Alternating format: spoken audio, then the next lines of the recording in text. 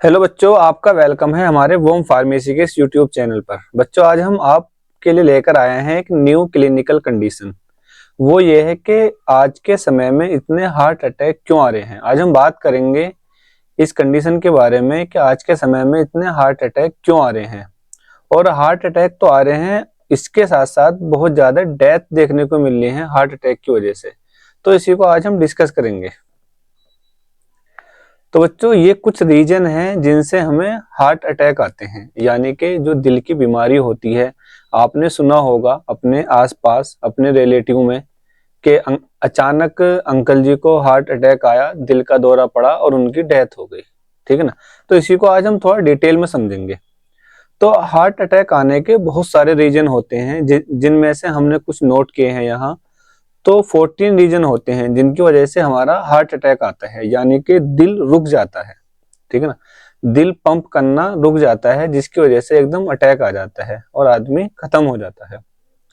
तो ये जो फर्स्ट आप देख रहे हैं कोरोनरी आर्टरी ब्लॉकेज। ठीक है बच्चों, ये जो आप फर्स्ट देख रहे हैं कोरोनरी आर्टरी ब्लॉकेज, या जिसको हम दूसरे नाम से जानते हैं एथेरोस्क्लेरोसिस ब्लॉकेज। ठीक बच्चों, सबसे ज्यादा जो केस मिलते हैं हार्ट अटैक के, यानी कि 90% जो हमारा हार्ट ब्लॉक हो रहा है, जो हार्ट से रिलेटेड आपको डेथ देखने को मिलनी है, वो यही रीजन है कोरोनरी आर्टरी ब्लॉकेज, या जिसको हम दूसरे नाम से जानते हैं एथेरोस्क्लेरोसिस ब्लॉकेज। ठीक बच्चों, बाकी रीजन हमारे नीचे है coronary artery sperm, microvascular disease, oxygen supply.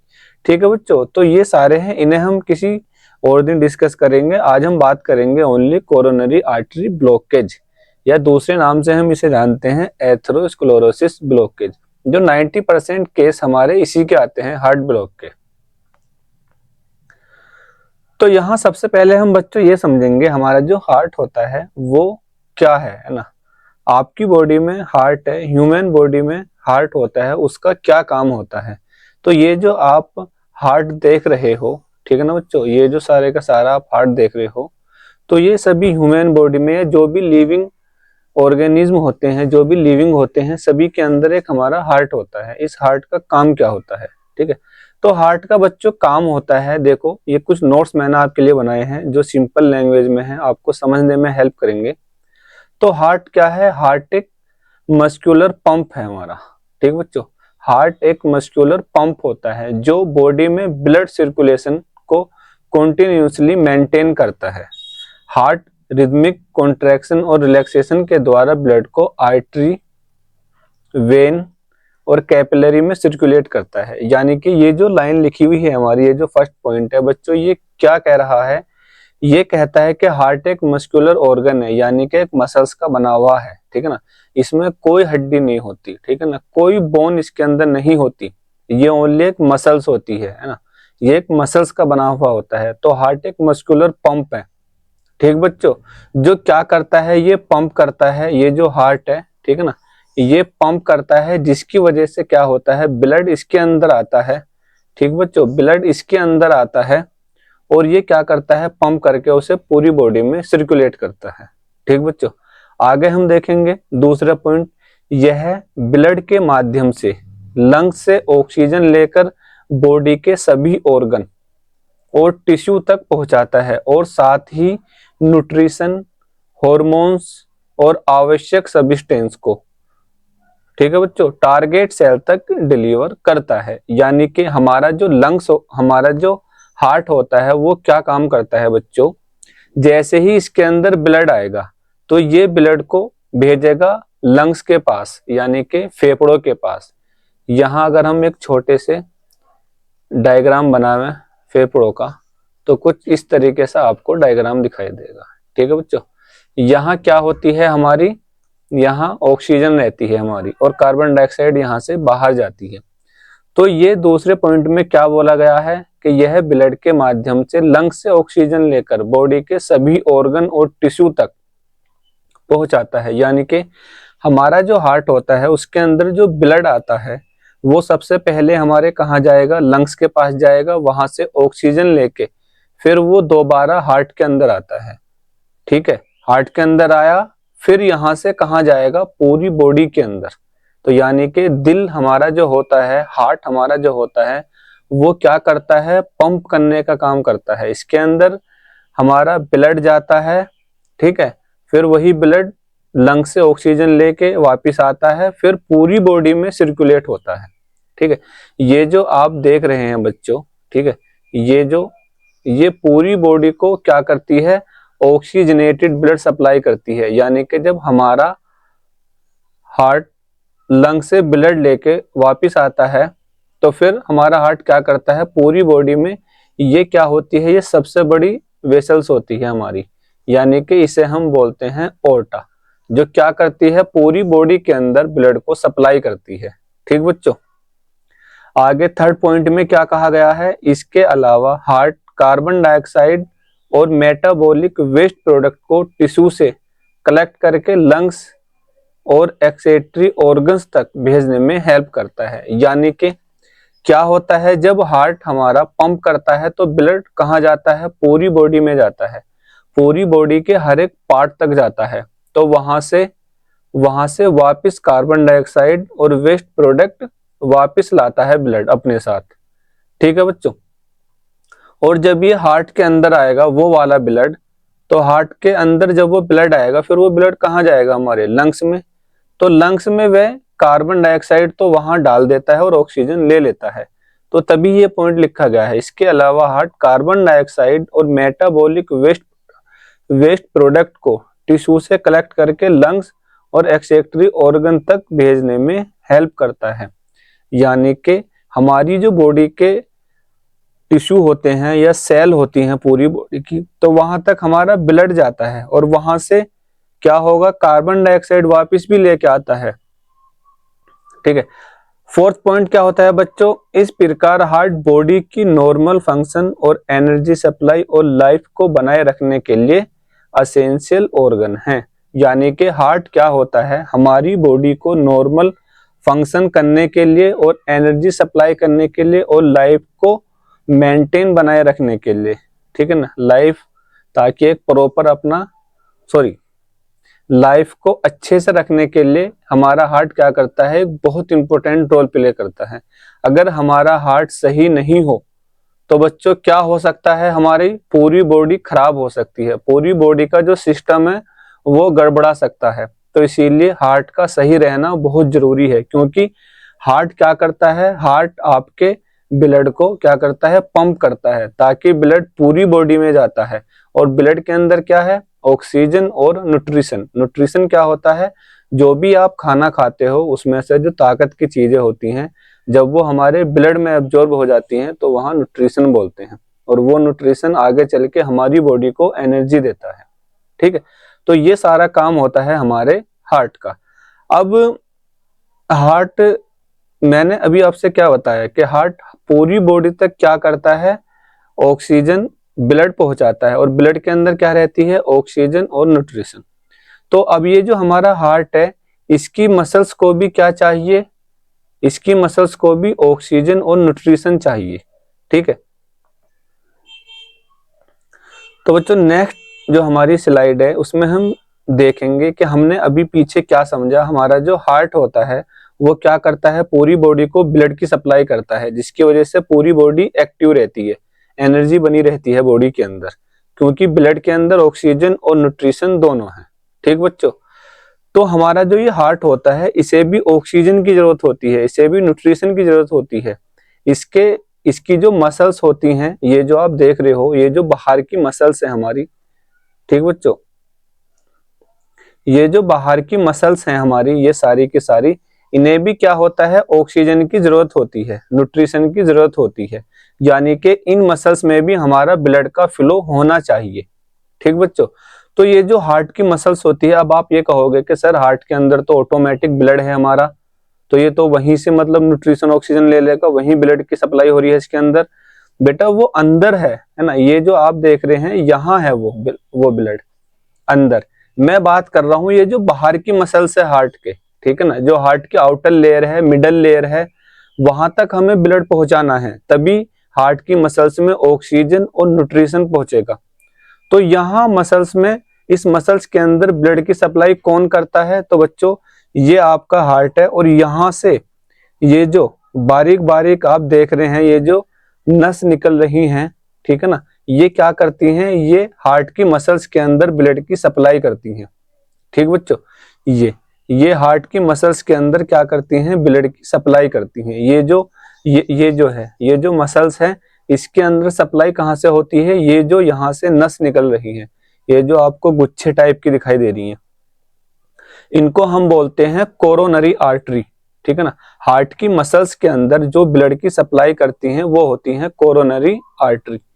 तो ये कोरोनरी आर्टरी का काम क्या होता है, हमारे जो हार्ट की मसल्स होती है, आउटर मसल या मिडल जो मसल्स होती हैं हमारी, तो उसके अंदर जो ब्लड की सप्लाई करने का काम कौन करती हैं, ये कोरोनरी आर्टरी।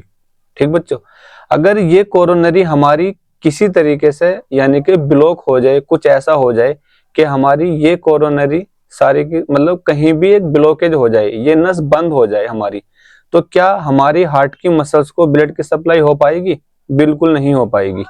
ठीक है, तो आज हम इसी को देखेंगे कि क्या होता है अचानक ये जो कोरोनरी है आपकी, इनमें क्या हो जाता है, ये कोई सी एक बंद हो जाती है। ठीक है ना, ये कहीं बंद हो जाती है और उसके बंद होने का कारण क्या है वो हम आगे देखेंगे। ठीक है, तो बच्चों ये हमने कोरोनरी आर्टरी जो अभी हम पीछे देख के आए थे उसको हमने ये जूम करा। ठीक बच्चों, हमने इसको जूम करा और हमने क्या देखा कि इसके अंदर इस तरीके से आपका ब्लड फ्लो हो रहा है। ये क्या है, ये आपके हार्ट की मसल्स है ये। ठीक बच्चों, ये हार्ट की क्या है आपको, ये हार्ट की मसल्स है और इसी मसल्स के ऊपर हमारी ये जो खून की नस है, इसके अंदर हमारा ब्लड फ्लो हो रहा। इस खून की नस को हम क्या बोलते हैं, कोरोनरी आर्टरी। ठीक है बच्चों, इसको हम बोलते हैं कोरोनरी आर्टरी, जो हार्ट की मसल्स को ब्लड की सप्लाई करती है। अब ऐसा क्या होता है हमारी इस कोरोनरी आर्टरी में कि ये ब्लॉकेज हो जाती है, कि यहाँ पूरे का पूरा हमारा इस तरीके से ब्लॉक हो जाता है और जब ब्लॉक हो जाता है तो ये ब्लड इधर का इधर ही रहता है और इधर का इधर ही रहता है, यानी कि यहाँ हमारा ब्लॉक हो गया। अब इससे क्या होगा, हमारे जो हार्ट की मसल्स होगी उसके अंदर ब्लड की सप्लाई बंद हो जाएगी, यानी कि ब्लड अगर बंद हुआ तो वहां ऑक्सीजन और न्यूट्रिशन की सप्लाई एकदम स्टॉप हो गई।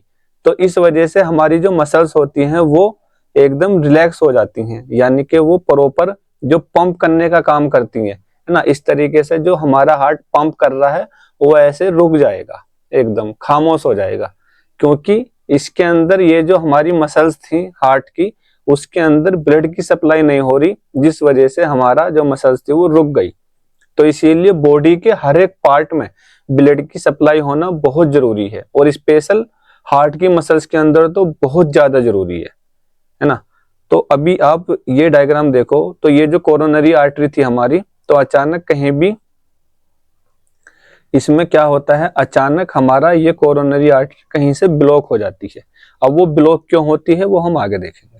ठीक बच्चों, तो ये देखो बच्चों, ये हमने क्या करा, ये हमने हार्ट की जो कोरोनरी आर्टरी थी जो अभी मैंने आपको पीछे बताया, तो हमने एक जूम कर ली यहाँ से, है ना। यहाँ से जब हमने जूम करी इस तरीके से, तो हमने क्या देखा कि इसकी जो इनर लेयर होती है, ठीक है ना, ये जो इनर लेयर है, जो हार्ट की हमारी जो मसल्स होती है उसकी इनर लेयर में क्या हुआ, ये कुछ जमने लगा। ठीक है ना, ये जो है ये कुछ जमने लगा, जो आपको येलो कलर का दिखाई दे रहा है, ये क्या होता है, ये कोलेस्ट्रॉल होता है।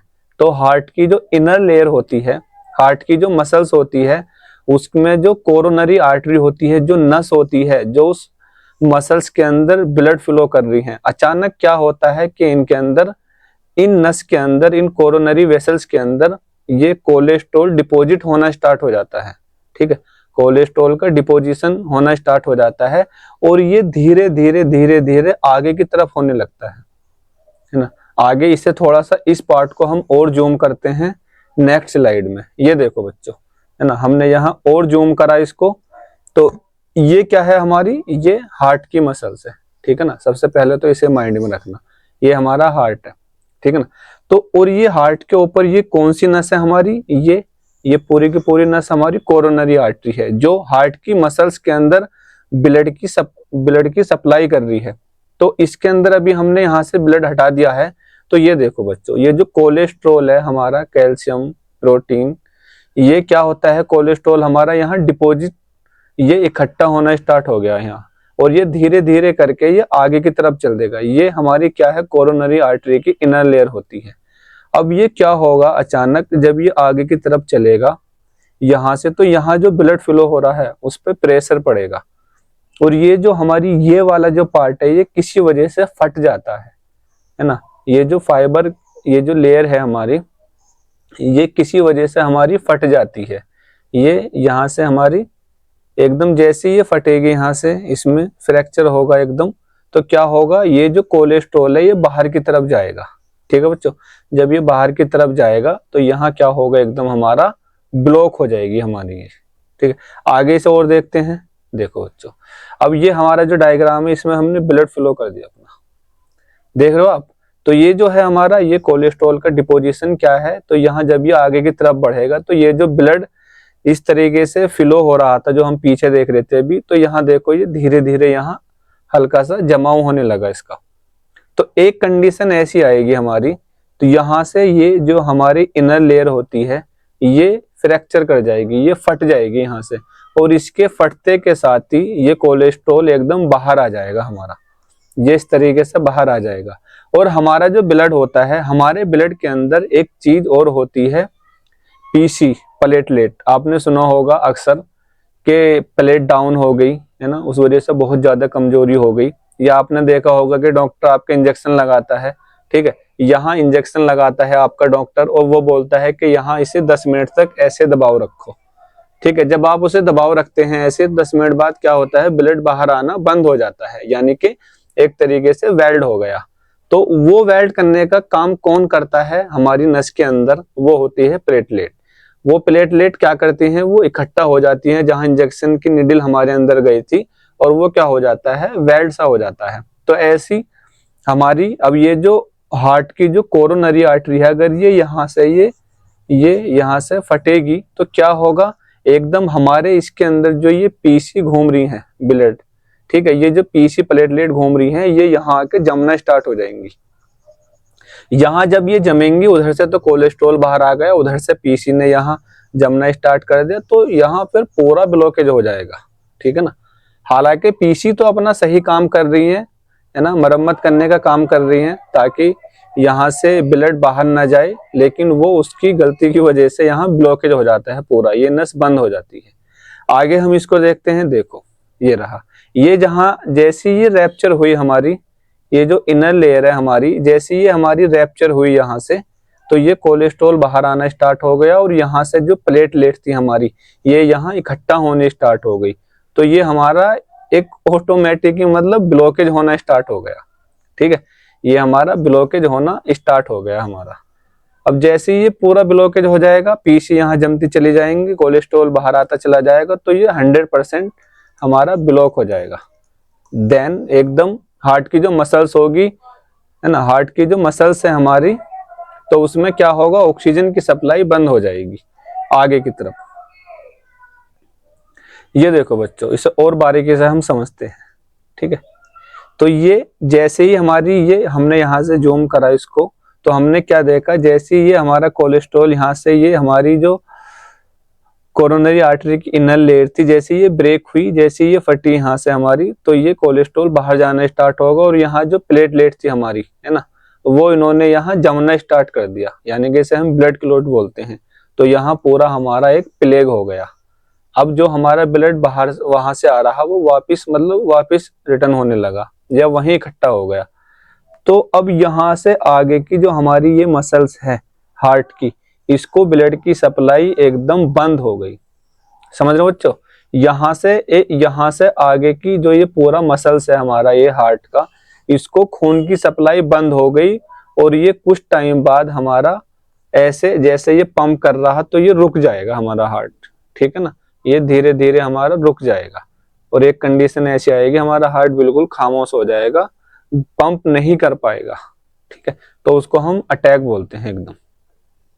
आगे समझेंगे। ये देखो बच्चों, कुछ कंडीशन में ऐसा भी होता है कि हमारा ये जो ब्लॉकेज है ये आगे की तरफ इनर लेयर को पूरा ब्लॉक कर देता है, जो हमारा कोरोनरी आर्टरी होती है उसको पूरा ब्लॉक कर देता है हमारा इस तरीके से।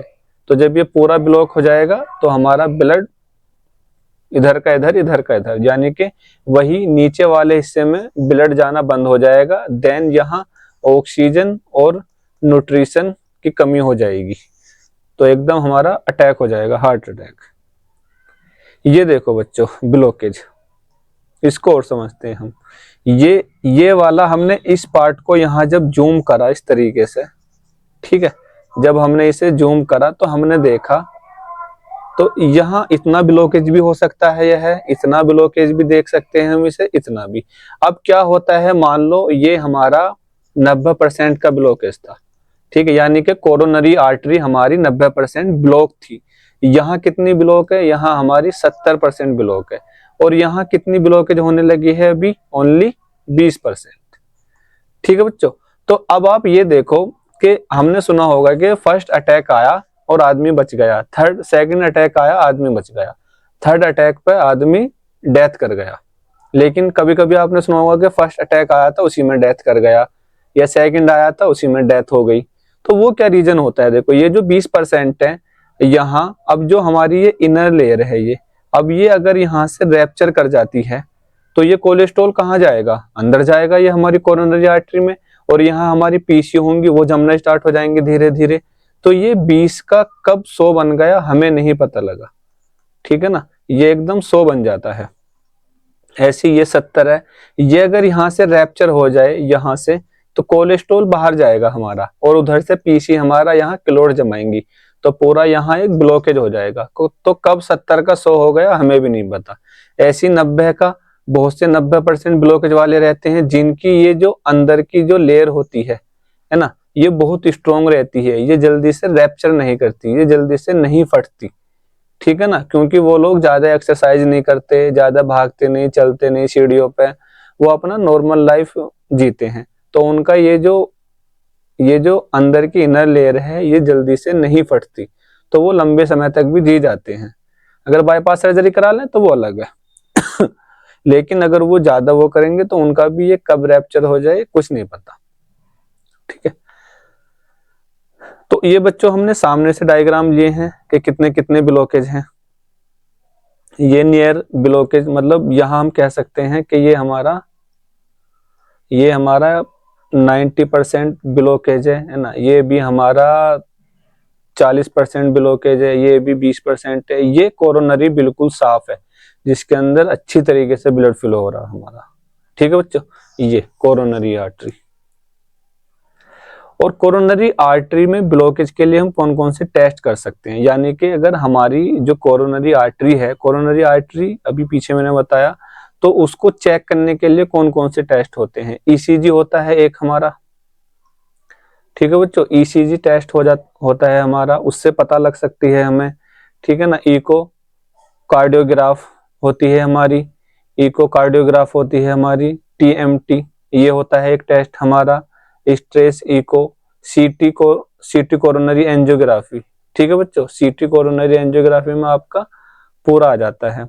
Coronary angiography, coronary calcium scores, blood test, cardiac markers, तो इनके थ्रू हम पता लगा सकते हैं कि हमारी कोरोनरी आर्टरी का क्या हाल है, वो कितनी ब्लॉकेज है, ठीक है।